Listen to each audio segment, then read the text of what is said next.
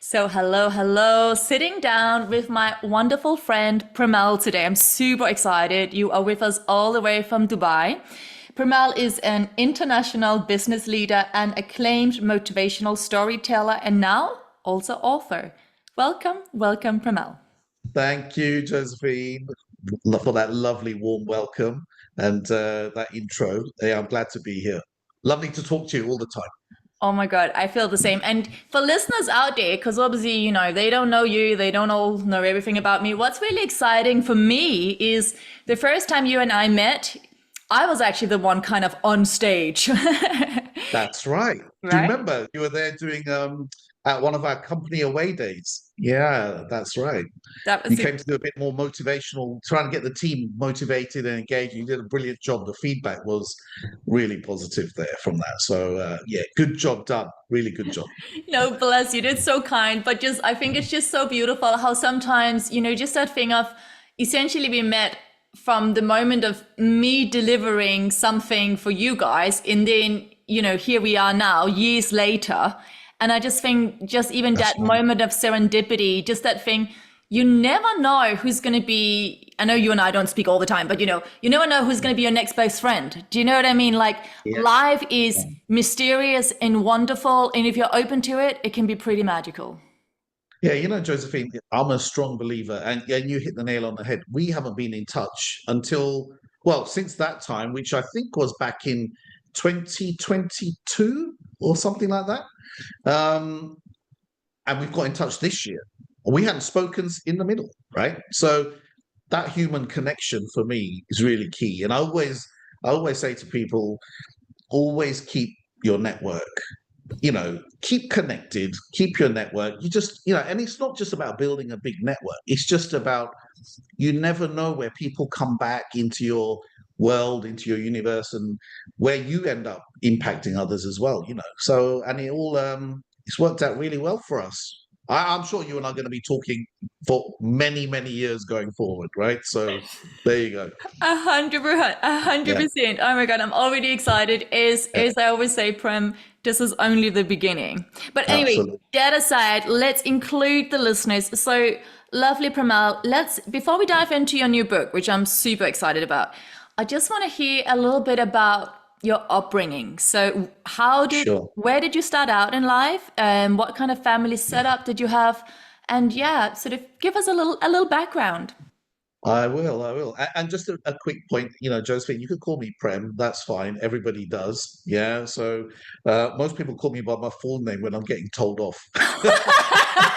So, so, yeah, but there you Okay. go. But it's fine. So my background's, it's a bit of a mix, so I'm Indian origin. Families from India in the Gujarat, but my grandfather moved to East Africa in Kenya in the 40s. And I was born in East Africa. I was born in Nairobi. I'd say in 1969. So now you can work out how old I am. And we moved to the UK in 1971. So that's where sort of a lot of my family's background has been in East Africa. So we're one of the East African Asians that sort of came over to the UK in the early 70s and settled down here. So, my whole education system and everything has been done in the UK. And that's really where my background was. So, unfortunately, one of the key things that happened back in Nairobi, my father passed away when I was only 10 months old out there. So back in 1970, through a tragic car accident, and unfortunately, and he was coming to the UK later that year to start a new job. So my grandfather, who was about to retire, and in Nairobi, you retire at 55, and he turned 55 then, and then he then extended his contract with a well-known bank, got a transfer to the UK, so he became sort of more like a father figure for me, and he continued working, and we all lived together in the UK as we did in a sort of a three-bedroom house. At one point, there was 14 of us, so imagine that was it was fun though. It was fun. Wow. And oh, okay, there's so much in there, but let me just ask sort of practically, where in the UK did you come to? Did you start out in London? Did you start out in the north? Where were you? No, so we came into London. So, in fact, I think when we first came, well, my recollection is we went to Kent, and then from Kent we went into London, South London. Wandsworth is the area that we started. We then lived in Brixton, where my mom was working, and that was convenient for her. And then we ended up in northwest London in Harrow in Middlesex.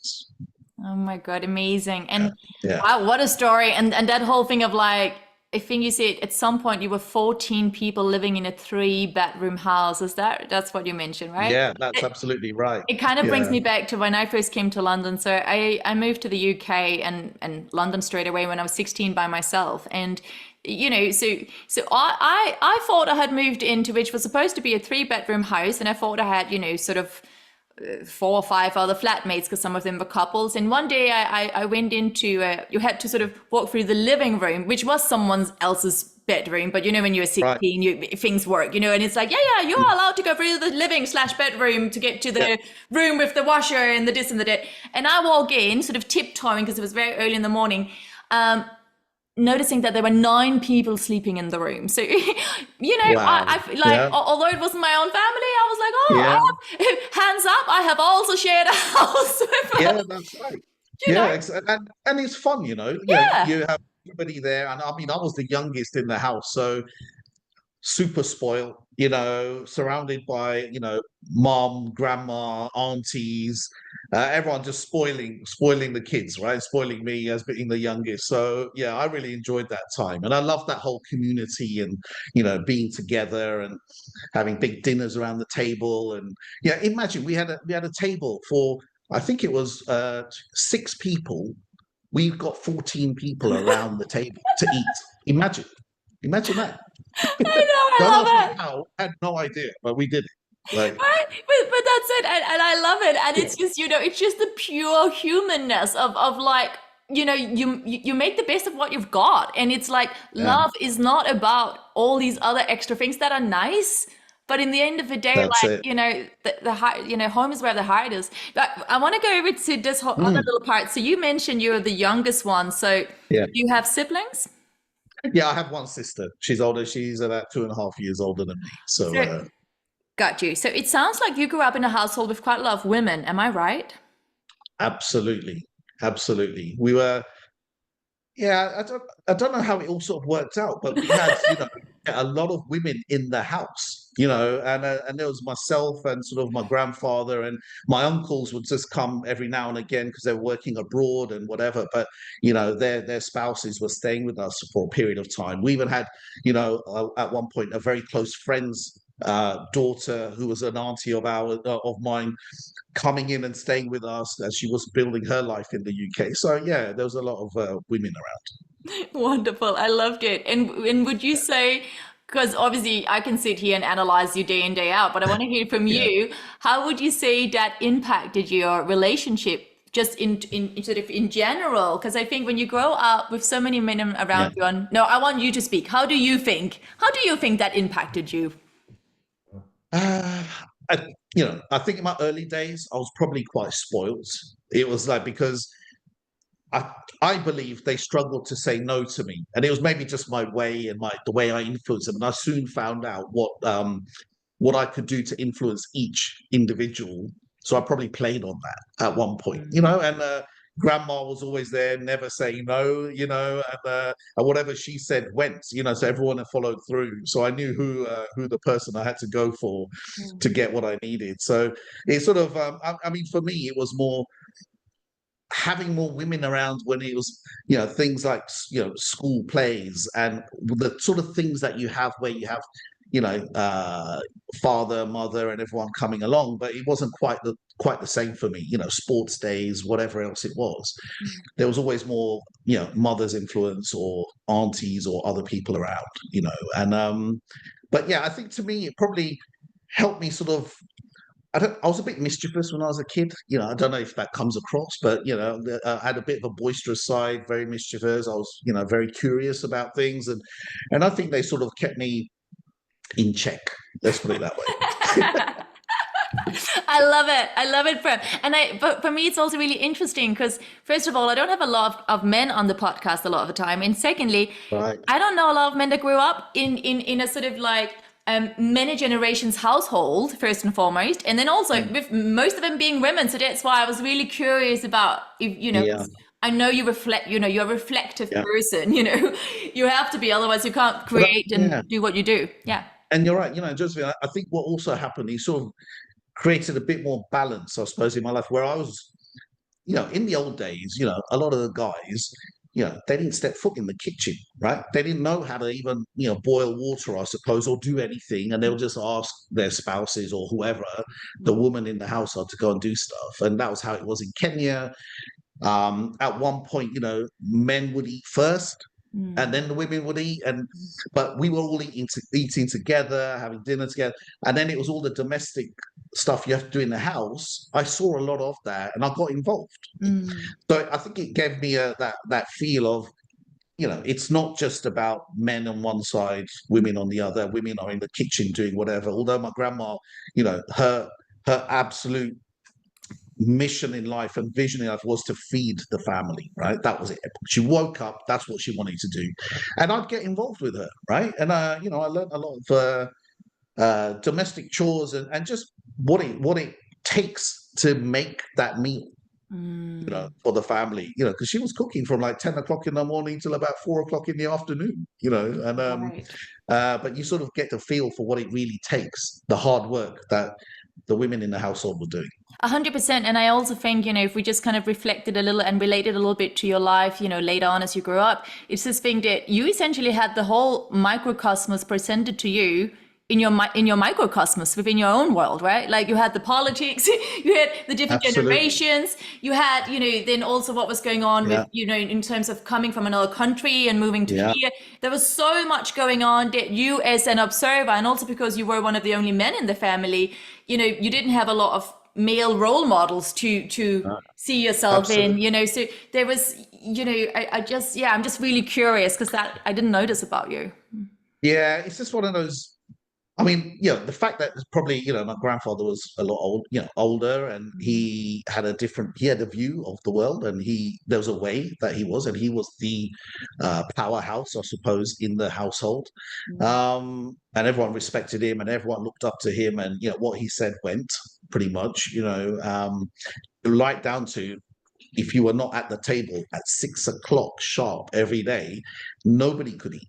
Mm. He would wait until the last person is sitting down, and then everybody could eat, right? So it was really rules. Mm. And for me, there was sort of his influence, and he was such a kind-hearted person. He'd always do things for everybody else, right? Mm. And whatever he did it for everyone else. And I think part of what happened with my father maybe softened him a little bit in terms of thinking life's a bit short. Mm. No parent wants to cremate, in the Hindu culture, we cremate, people who have passed away. No parent wants to do that to their kid. No. And he had to navigate his world really quickly to help set up a foundation and a life for us. We Mm. could have stayed in Kenya, we could have gone back to India, God knows where, what I'll be doing then. But he brought us to the UK for really, my father's ambition was to educate his kids in the UK, Wow. London schools or UK schools. And, my grandfather actually took that responsibility on and made it happen, so that was super proud. I'm really proud of him for that. But yeah, for me, it was more, I got quite curious. I wanted to explore. I was in a new country. Mm. They were in a new country trying to settle down in a Mm. community. I remember living in an area where we were the only Asian family in that area. Oh my God. When we moved into, the Harrow, where we moved, we were the first sort of Asian family there. Oh my God. And in my school, at one point I was like the only Asian kid in the school. Oh my God. I can't So, even imagine. and so everyone's sort of treating you a little bit differently, and you go through those motions of, why are people looking at me, that type of thing. So, all my I didn't actually know anything different apart from the UK. Absolutely. You know, Absolutely. I get you. I have a Yeah, question as well, because now that I yeah. know that story about your father, passing when you were so young, do you think that that may have contributed to, and slash and or did you ever have a feeling of needing to almost accelerate your life because life can be short and maybe wanting to live the life that was taken away from him? I'm just sitting here wondering. Yeah, it's I mean, look, 55 years on, still think about him. I mean, let's put it this way: I've never talked to him. I've never heard his voice, never held his hand. We've never hugged. I've never felt him, right? I've heard stories, and those stories have become quite ingrained into me about what he's like. I've seen pictures. So I sort of imagine what things are like. And it might sound a little bit crazy, but right from a young age, I've had this sort of inner voice, which I always call my dad. And his sort of initials were RG, and everyone used to call him RG basically as a nickname. And I had this RG voice in my head, and sometimes I'd sort of reach out and think, okay, I've got a problem or a challenge. Hey, what do I do? And I'm sort of pretending to talk to him. And maybe that sounds a little bit crazy. I don't know, but I did it and it helped. And I sort of think I get this inner voice, and then I had my grandfather as the sort of physical father figure. So I'm quite lucky. I had like two fathers, Oh basically. my That's how. God, I absolutely love it. And because I always say like, the greatest disease on this planet is actually not sort of, like medical things we can Mhm. diagnose. Is it's a sense of loneliness. It's a sense of we are alone with what we're experiencing. So Absolutely. the fact that you just naturally, you know, whether I mean, from my belief, he's totally around you all the time because Yeah. Yeah. once energy never dies, it just changes shape. But regardless, that's my own beliefs. Mm. But the fact that you heard that voice and you immediately, you didn't doubt it. You were like, "Yep, you are here, and you and I are gonna chat." And Absolutely. it just Yeah. meant that you were never by yourself, even in that Mm. 14 people household at times. Yeah. Because it doesn't Yeah. matter the amount of people we're with, we can feel so alone and so alone in our experience. So the fact that you always reached out, Yeah. it's just, yeah, really powerful. Okay, Yeah. listen, I can talk all day with you. So And let's really, move it. Yeah. yeah, just to touch on that, the sort of alone piece comes as a young Asian male who's come over from Kenya, Indian, in a very white community, and there's nothing wrong with that. But trying to find your way through Mm-hmm. that, there was nobody in the household who could relate to that. Mm-hmm. Some of the issues you face at school, and people, and some of the challenges I had to face into. There's nobody who ever went through that, so I couldn't talk to anybody Mm-hmm. about that. So I kept a lot of the problems or the challenges I faced. I kept them to myself quite often. But you mentioned, yeah, did I have to fast track? Absolutely.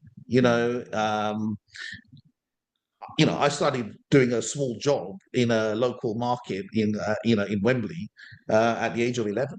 Mm-hmm. Right? And earning £3 for a morning, of which I used to give £1 to my mum, right? So just to pay for household bills, because we didn't come from a wealthy family. It was a quite humble upbringing. Mm-hmm.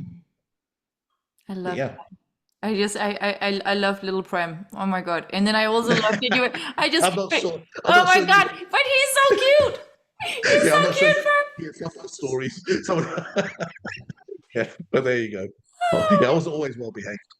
Right. Oh my God. Wow. Wow. So from Little Prem at the age of 11. And by the way, was that your idea about you working in the market, or was the family kind of like, this is what we do? Do you remember No, who well, one of my initiated? uncles he was a market trader, Yeah. so he had a stall. He was Yeah. selling floor mats and Yeah. carpets and all of that kind of stuff Perfect. there. And he said he needed a bit of help.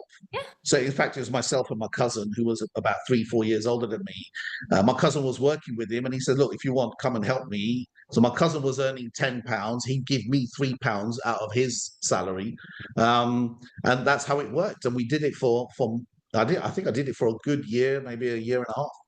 No, but and I know, like, I know we're taking it nice and slow here in the beginning, but I think, understanding one's roots and understanding one's foundation and understanding, the choices that you already made, because that built who you are today, right? The idea that was shaped within you. So for Yeah. instance, so when I was at the ripe age of I'm laughing so hard. I think I Oh, was four. I was four, and I decided I should sell my toys because I should good to save money and make I knew my sure. mom and didn't have enough money, Yeah. and so my mom had gone to work. My dad was asleep, and I was like, I'll make myself useful. So I gathered up the toys that I weren't using, and I went around to all the kids that lived locally and knocked on doors and sold my toys.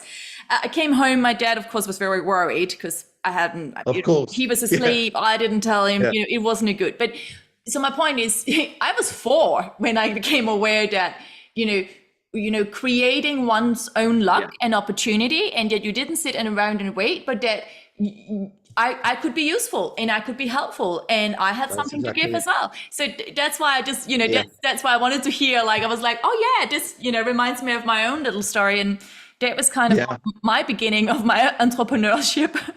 Yeah, I mean that was just and that's brilliant because you're right. You become a mini entrepreneur, right? You're sort of like thinking, okay, I can sell this, bring this, and as I got through that market work that I was doing, that's where I sort of started getting into this whole joy of dealing with customers and dealing with people and seeing their reactions and they used to ask for me to serve them and all of that, and there was a relationship that gets built, and that's how I suppose I really got into this whole customer relationship marketing sales. I'm a sales guy, right, through and through, but that's really where that passion started for me at a very young age. Oh my God, I love it. Oh, love it so much. Okay, so from that, then what was next for you? Did you like, since you were very little, did you always know what direction you wanted to head in, or were you kind of like left, right, north, east, inside, upside? What I happened? was the I was the left, right, northeast, all over the place. I actually, my original ambition was to become a pilot, and Cool.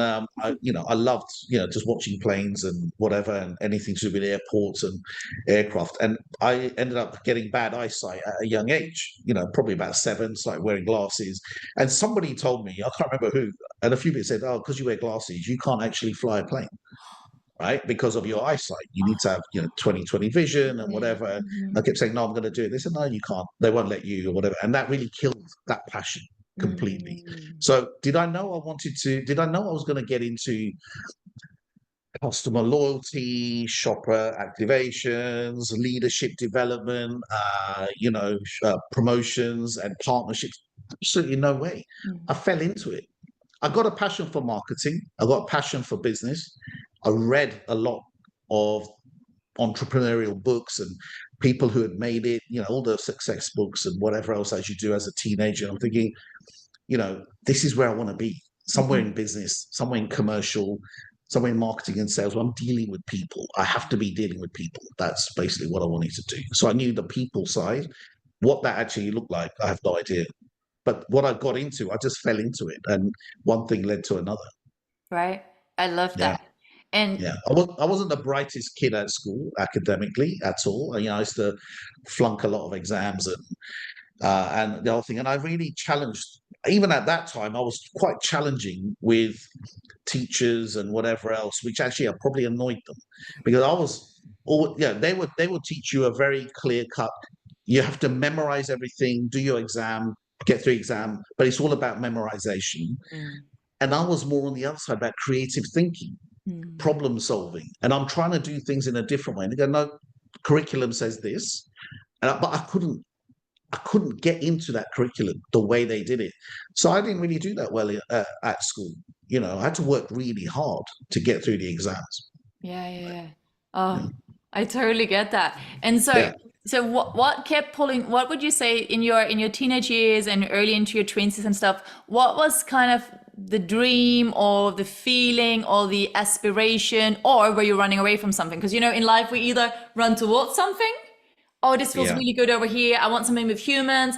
I want something, I'm reading a lot. I want to be part of yeah. that hustle and bustle. Or were you running away from something where I am right here that doesn't feel good? You know that kind of analogy? Yeah. being brought up in a sort of in a family where we were, paycheck to paycheck, right? We had to cover the bills, we had to do whatever we did. I always had this passion to make sure to say, look, I would like to get more financially secure Yeah. and help the family, right, with that, and bring what can I do to bring more income in to make their life easier? How can I make my grandfather's and grandmother's life easier? They've been working 60 years, whatever it's going to be, right? Yeah, in fact, my grandfather worked for the bank for about 40 to 45 years. I can't remember exactly, but that's a long time, right? Wow. And his plan was to go and retire, after 30, 35 years, but he couldn't. So I wanted to make that happen. So I always saw whatever I did, I wanted to help the family move on, step up a little bit, And I suppose that's the thing that either drove me to do. I did lots of things as a teenager in terms of trying to make money and in new initiatives and all of that kind of stuff. Even down to, I tried some of that, those multi-level marketing schemes. I actually did really well out of one of them and started earning some cash. And people were wondering why are these checks coming in in the post? Because people in the organization were selling product, and I was getting checks coming in, and I was thinking, this is great. Um, Yay. but I knew it wasn't probably long term, but it was just stuff I tried, and some things worked, some things didn't. But that was my passion, was to how do I secure a stronger foundation for the family? That was really where the drive was. I absolutely love that. I think it's so beautiful. And again, even that in itself is a relationship, right? Again, it's not you alone in the world. It's again that, really knowing what your values are and having them at the forefront of your mind and heart, and making your Yeah, actions come from that absolutely. space. Yeah. And the stories I heard were, sort of the sort of tragic accident that my father went through, how the community came together to help the family restart and reboot because they had to. I mean, it was just a really probably, I wasn't around to think about what it was like. I was there, but I was a baby, right? And what they must have gone through, no, I don't even think half the time anyone really told me deep what they went through. But the community came together, the family came together, and they all lifted each other. And that's what I believe really got me through my younger days. We were lifting each other, whatever happened. Yeah, my grandfather was strict. If I didn't get good grades, obviously he wasn't happy, Yeah. right? And I've been through all sorts of experiences with him where I thought I actually got a good grade, in one of my subjects, and he was saying, "Well, did you get the highest grade?" I went, "Well, no," and he went, "Well, when you do, come back," and that was quite painful because Mm. I'll have to work really hard to get those grades. I was thinking, oh, he'll be really happy because I went from a 40% to like 70% or 80%. Yeah, yeah. And he said, was it the highest grade in the class? I went, no. And he says, well, when you do, then come back. And I was thinking, oh my God, Mm. I didn't want to do that. And that sort of, those sort of conversations really, impact you as a kid because you think, okay, I need a bit of encouragement, but that was the way, that was his way because it was always a strict way, and I Mm. get it now. But at that time I was thinking, God, why doesn't he just appreciate what I've done? Of course. Oh my Yeah, gosh. yeah. But that was tough. That was tough. I was thinking, right, I'm not doing any more. Then I go through a bit of a downward spiral, thinking, why am I going to bother? Mm. Going through. But then I realized myself through my teenage years. I think when I was about 17, 18, thinking the only person who can really put me on the right path is me. Why Hmm. am I expecting other people to do it for me? You know, um, and it was a bit of a light bulb moment at that time. Because after school, I just wanted to work because it was Mm. again that passion to bring the income. Right. The conversation was thinking, no, your father wanted you to get to the best education, and it sort of triggered me thinking, I'm going to get a university degree. I want to get there and I'll do more. Yeah, yeah. That's my driver. Absolutely love it. So did you end up going to university? Where did you I go? did. Yeah, so I went to so I was at Kingston University Yeah. for a couple of years and did a business and finance diploma there, and then I was going to work again after that. So I didn't really do that great in my A level, so I didn't quite get into the degree courses. So I got onto the diploma, and I thought I'm not going to go back home and say I didn't do so well. I'm going, so I got on the course, did the course, and then it was only I went for an interview for a job. with a financial institution, and I got down to the final two, and they picked the guy who had a degree. Mm. And that really hurt. And that was, painful. I thought I had that job. I was really like, I'm in. Yeah, yeah, And yeah. I said, I'm never going to be in that position again. So I said, right, I'm going to go back. I couldn't go back to Kingston because I was too late. So then I went to Guildhall University in London and finished off my degree. Yeah, yeah. Oh, wow. Good for you. There Oh, you go. wow. That's it. Yeah. No, But these, it's like these little moments where you think something's going to work for you, and then something happens where it's a slight comment. All they said is, had you had the degree, you could have got the job. Mhm. I was thinking, oh my God, really? I mean, it's a piece of paper, but I got through all the stages, and they still said, no, you need this. I went, right, I'm not going to be in that position again. Like, Oh my God, Prem, I'm just laughing so hard because this is so similar to my own life story. And I'm oh excited. really? Yeah, because for Yeah, me, I'm all about life experience and I'm all about what yeah, qualities are you actually about and what have you actually experienced? Because, I understand it, going to university is hard work, yeah, etc. But in a lot of other instances, for instance, this was me in my yoga teacher training. So I've practiced yoga since I was 9. Like, it doesn't make me an expert. It does mean that I have years of experience. right, And at the same time, yeah, I was also a ballerina, right? So I worked with my body my whole life. Very long story short, um, sort of anyone can sign up for yoga teacher training. There's no pre-required, things. Anyone is possible, and it's so good. yeah, But it means anyone can do it. You can sit down on your mat for 4 weeks. You can pay a huge amount of money. And then after 4 weeks, as long as you can do a little bit, not everyone, but most schools will kind of give you the piece of paper. And then that opens right, doors in the world, right?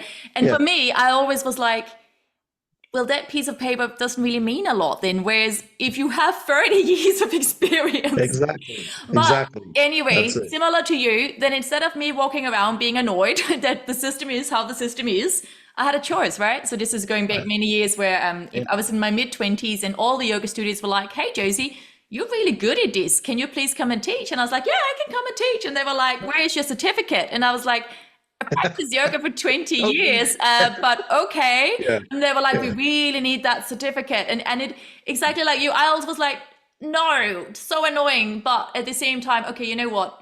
Many things in life is a game and you have to understand the rules. And if you yeah. want to be part That's of it. that game to any extent, if one of those, things that are required is a piece of paper, then get the piece of paper. I'm just Yeah. laughing because you were like, the No, piece of that's it. paper. And I was like, it was my There's certain story. rules of engagement you just have to follow, every now and again. And so, I didn't, and that's the thing. I just never wanted to be put in that position again, right? So you go ahead and you get to the next step and the next step and whatever else you do.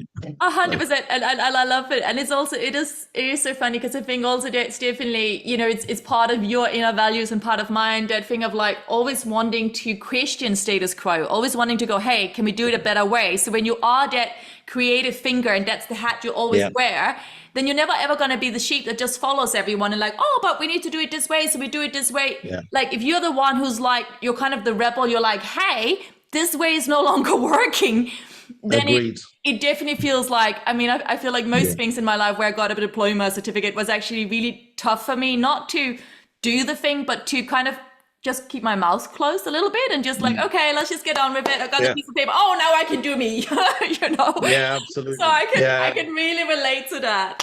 yeah. And Oh, also, me not being the sort of the part of the herd probably got me into a lot of ups and downs through my career, because I used to challenge, throughout my career, I've challenged and probably got myself in a bit of trouble, and and bosses have sort of looked at me and go, okay, this is how we get things done here, but we're not changing it. And I'm thinking, I don't know, that doesn't sit well with me. If you're not willing to change, this is not for me. And you try and you try and it doesn't work. You make a choice. Do I stay or go? And quite often I decided to leave. oh my God, You know, 100%. And yeah. can you share a little bit more about us with us about that? So when you chose to leave, Mm, what normally did you notice a pattern? Was there a pivotal point? Because like you said that just doesn't sit well with me. yeah. And then when you did make the choice, okay, so you left, did you ever sort of think back, in moments of, Mm. where life was challenging again? And did you ever think back like, did I not stick it out? Should I just have followed along? Or was it always like, no, actually, this was the right, like this felt like the right decision. Do you know what I'm saying? Yeah, and I think so. Most often, where I decided to move on Hmm. was when I felt I had really, really tried hard to change something that just wasn't working. It wasn't fit for purpose anymore, and nobody would listen. They were just wanting to keep to the status quo because either they felt it was too hard, Mm. or do we want to cause difficulty? Why do we want to change? Let's just carry on, Mm. whatever. And and quite often, in the sort of I joined a bank at my in my first job, and it was analysis paralysis, right? It was like literally, and everything was done in a way which was very bureaucratic, the processes were broken at one point. And as I scaled quite quickly into the career, I sort of part of what I can do is I can see something and quite often I can see a better way of doing something. Mm. Doesn't always work. And I get it doesn't always sit well with people, but I can see a way of this is an easier way of doing something or a simpler way. So I have a sort of knack of simplifying complex problems and complexity. Mm. But others like complexity because that keeps them in the job, Oh my God, right? 100%. They don't like to change it because I'm the expert on these complex issues, so don't come and rock the boat. So that's where I think I navigated my career out because there was a lot of leaders who didn't want to listen about how you simplify because they knew that would change their work, their world. Mm. And they'd have to get behind something with the higher organization and hierarchy to convince them on something which they think, so I could either plow on and carry on, but I didn't. And I think part of the the sort of the low confidence I had was when others around me started saying, "Why did you leave that job? Mm. You had a really good banking job. Look at your grandfather. My father was in banking, so they all kept relating back." And they said, "Look at their careers. Look at whatever." And you're silly to actually leave a great institution. It just wasn't for me, Mm-hmm. 100%. and it's my choice. I made that decision, but there's so many opinions around you and around us. People will judge, people will have opinions and whatever, but they have to look at their own world first and say, what have they done to make a difference or change? I don't know. So most of them they haven't. Oh, 100%. And like you said, the only thing we're ever in charge of is the choices we make, right? Yeah, And the only agreed. one that will ever, ever, ever know if we are feeling fulfilled and satisfied in our life Yeah, when we go to bed at night is us, because we are the only one who knows what it's like to be us. And so exactly. but Yeah. yeah, when you have that, when you have a desire Mm. and to live life very differently compared to Yeah, others, that's definitely, and that's totally my yeah, own life story as well. It's like yeah, you and feel, you know. absolutely, exactly. And what I saw quite early on was that sort of career for life was diminishing. Mm. Right? That Mm. 40-year career in one company and whatever, which everyone, years and years ago, decades ago, were really super proud of, right? And where you walk away with a gold clock at the end when you retire, right? Yeah, And yeah. but those days were diminishing, and I could see that, and I think I've had a bit of a squiggly career.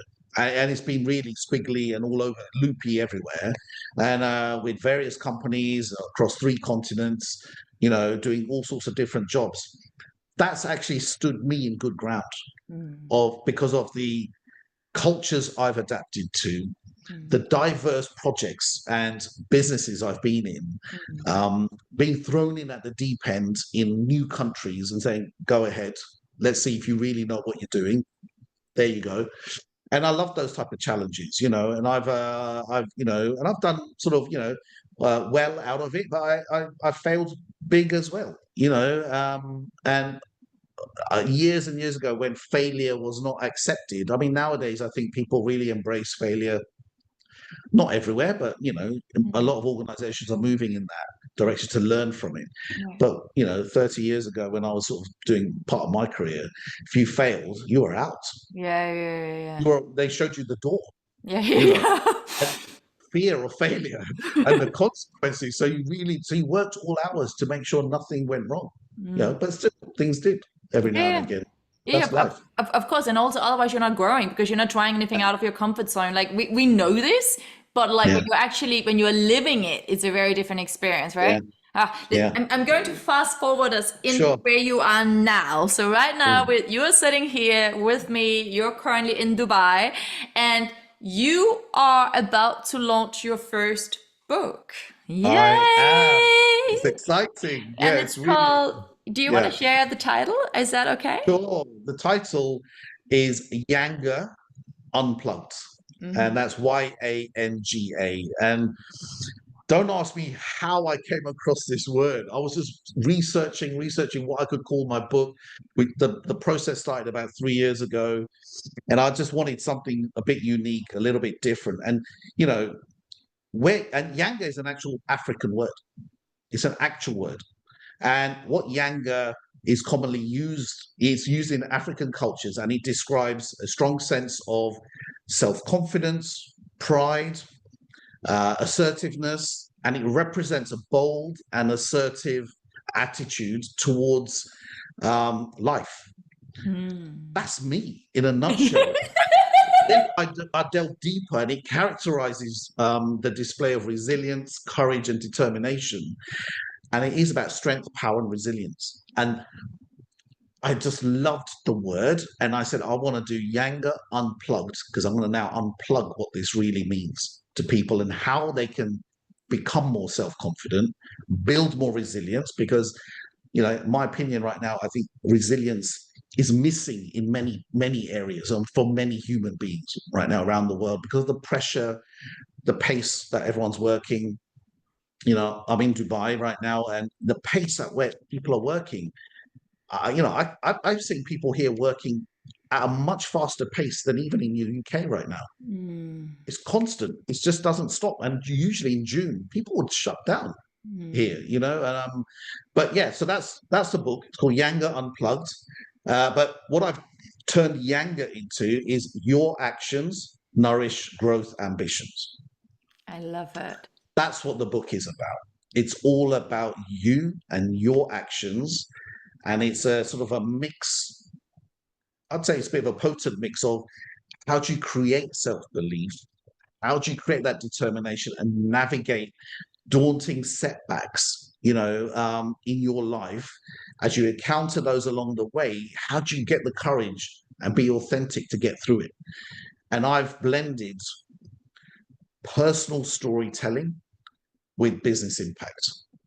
And throughout the book, you'll see very personal stories coming through where real life experiences are shared, in case studies where I've been very actively involved and how that's impacted business and how you go about making choices, creating your own self-belief and confidence, how you take a bit more control. But it's all about the action. And I'm all about action. Throughout my life, it's always, I've tried things. You take action. Don't be scared of it, and many people don't act. And even when you push, they don't act because they're either afraid to make the decision, right? Or make a choice. They want somebody else to do that. Or they fear taking the action. What is the consequence? Will I get fired? Will somebody challenge my thinking? Will they laugh at me? Will they judge me? All of those things come out. So then it prevents people from taking action, and I'm a big believer. I think that the majority of the world probably regret their inaction more than their action. 100%. I mean, I love this so much because it's, I know, I think you know this, I'm a coach as well. And it's always the first thing Mm, when I talk to friends, family, clients, it's always that thing of like, whatever, whatever change you're desiring, we have to start, and we're starting now. Like, we have to write down one action and we start yeah, today because, we start anything by starting. You cannot build a house if you are not already, agree. you write down the plan, you go out, you start getting the materials, you put Yeah, things together. And even if you end up putting the wrong materials together, well, now we know that. Then we're one step closer. And you are yeah, so right. We cannot theorize our way. And also, we cannot think our way through. We have to live the question. We have to physically live it. So I am, yeah, I couldn't you have be. to think, yeah. And you're you've nailed it, right? Because right now, if you think about the pace at where people are going, no one has time to think, right? They can't think about the problems, they can't think about the decisions, but you have to think on your feet and take action. And that's really scary for a lot of people. I've been through it, and I've done it for a few years, and it takes time to really think about how you can think on your feet and make quick decisions and go with your gut. Quite often, your gut is the right way to go, but people overthink and they overanalyze, and then they waste time. And you said it, time's a precious commodity. You're never going to get that back. So thinking about what happened, 2 years ago, 5 years ago, bringing out those type of case studies, what's the point? What are you going to do with that? Yeah. Thinking about what's happening in 3 years' time, how do you know? Nobody can predict the future. And most often what you worry about, thinking ahead, 90% of it never happens. But you worry yourself sick, right? Over it. So think in the moment, in the present, what can you do right now to make that positive difference to yourself and then to others? Absolutely, 100%. And then I want to ask you, Prem, in the present. Sure. I want to ask you, so YANGA, why now? Why now? Well, it was supposed to be 3 years ago. Let's put it that way. I think the universe wasn't with me. I wasn't aligned at that time. I thought I had a strong story to tell. I've always had a passion. I love writing. I love jotting. I journal. I do all that kind of stuff, right? And years ago, it was something I wanted to do. And to be honest, I made every excuse that I'm writing about in the book that you shouldn't. I made every excuse under the sun myself, which talked me out of doing the book. I listened to other people. I listened to the judgments, their opinions. I then said I was too busy at work, too busy with family, too busy with everybody, don't have time. Although the weekends I spent sometimes binge watching Netflix or whatever I was doing, right? So I had time. Suddenly, what happened last year was I met a couple of individuals who asked me to share what I had done, and what I'd written. So I did. And their encouragement was just off the chart, and they said, look, and this is the publishers that I'm working with. And they looked at it. They came back to me after a few weeks and said, we want to publish with you. Let's do it. And I said, is this a joke? Honestly, at that point, I was thinking, are you joking? I'm not sure. This is most encouragement I've heard around this. And then we went through it and they said, but finish it. So I left my corporate world in December.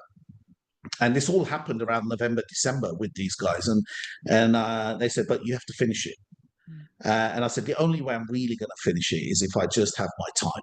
So I left, set up my own business in January, and then spent 3 months finishing off the book, and the support and the help that they've provided me has been unbelievable. They really kept me on. So right now, I think bringing the last 3 years of experience into the book, there was somebody saying to me 3 years ago was too early. Now I've got some really interesting, quite insightful case studies and experiences I've shared in the book that happened over the last 3 years, which actually helped navigate some of the context and the narrative in the book. Oh my God, I love it. I love it so much. And just again to listeners, that thing to make it relatable. We talked about it earlier today, and you're now just magnetizing it right now. Like, timing is everything. And so sometimes we may have an idea, and also we may feel like now is the right time. And whether that's about, starting a new business, or you build a new home, or you're like, I am so ready for a new relationship, whatever it is, right? We have that desire, we have the idea, we have the action plan, and then we're like, okay, God, you can step aside. I am in the arena.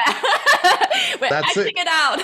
And then all of a sudden something happens, and whether the world isn't ready, or we aren't quite ready, or, I think between the two, like, everything matures when it's time to mature. Like, the last thing to develop on the fruit tree is the fruit, right? The avocado isn't ripe until it's ripe. And so I think just that, we can have lots of ideas, and it's great to take action. And then sometimes even if our actions, and of course there'll be challenges and stuff, but if we continue with our actions and it starts to feel like one thing is hard work, but that's still joyful. But it's hard work that feels unsupported. It feels like we're just kind of swimming against the stream. Then that might just be that the time, like it doesn't mean that the project isn't right or the relationship isn't right or the book isn't for you or whatever.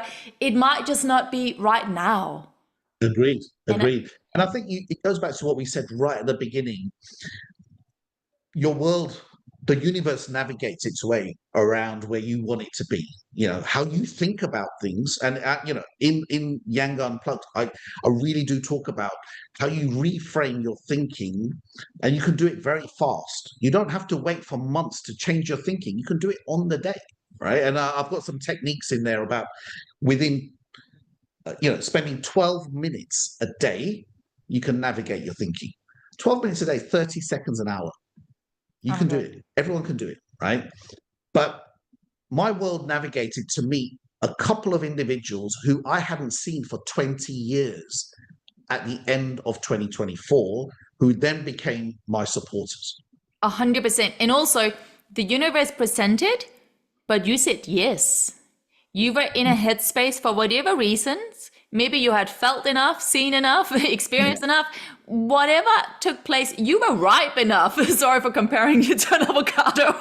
You were ripe enough to accept these individuals when they finally took center stage in your life, right? Because so often we are, in the end of the day, like we can look around our experience in life and we can see anything as an invitation, everything as an opportunity, or we can see everything as the opposite, right?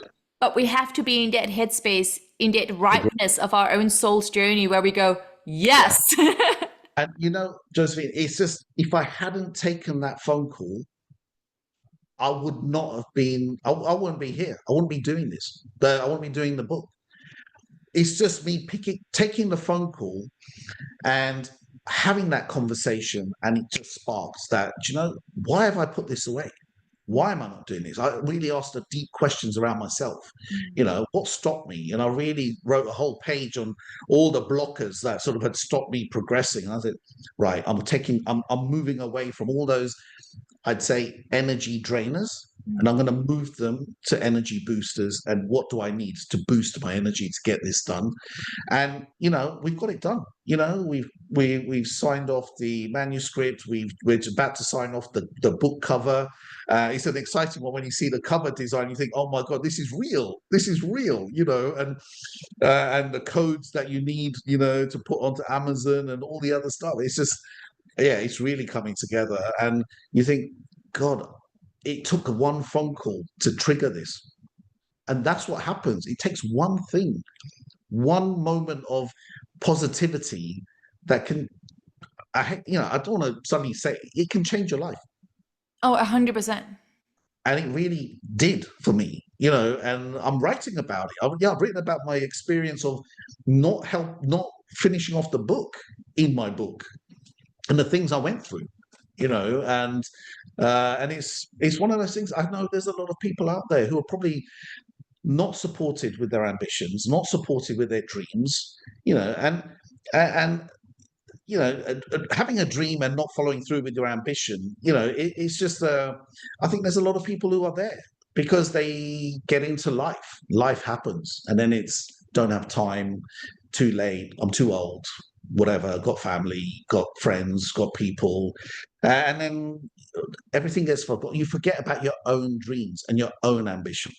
100%. These are the things you have to bring out front and foremost, because that helps you energize yourself, and you can help support and energize everyone else. Oh my God, yes, and yes, so excited. I cannot wait to see the book.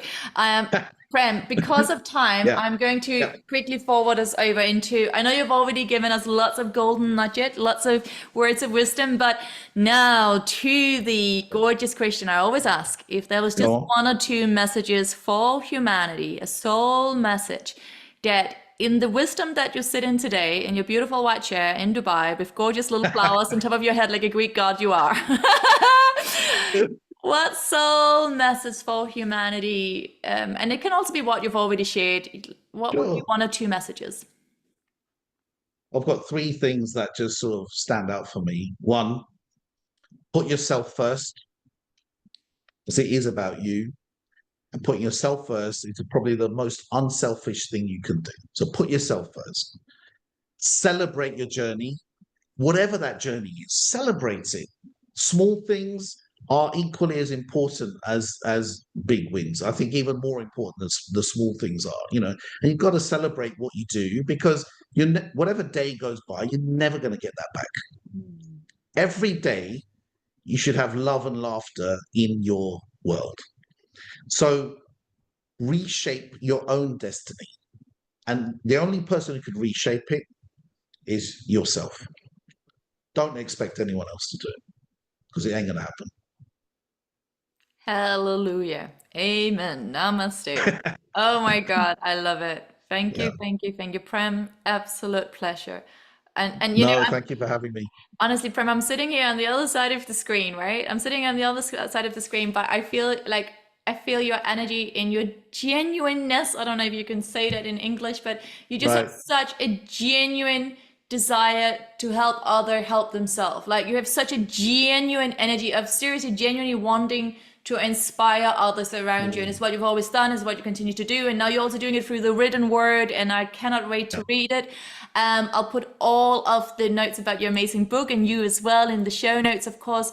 But what I wanted to share is I'm sitting here and Prem, it's like, it's been so beautiful spending this time with you now, but part of me is like, I feel so connected to you. It's actually a little bit unreal. Part of me That's is like, wonderful. part of me is kind of like, I feel like we're extended family. I know I'm Yeah, Danish. I know you're Indian. you are. I know we were brought You up know, everywhere, but it's family is not just people in blood.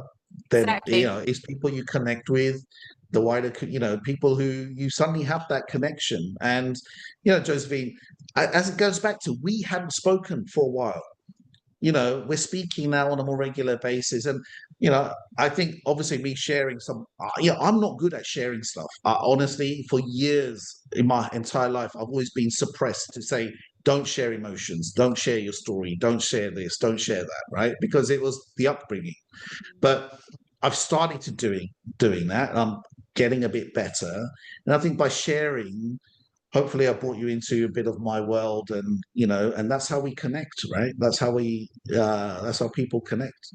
Absolute. People connect with people, and I Absolute. like connecting with people. I'm really, you know I want to meet more people. I want to connect with more people, and as I say earlier, you and I are going to be family for a long time now.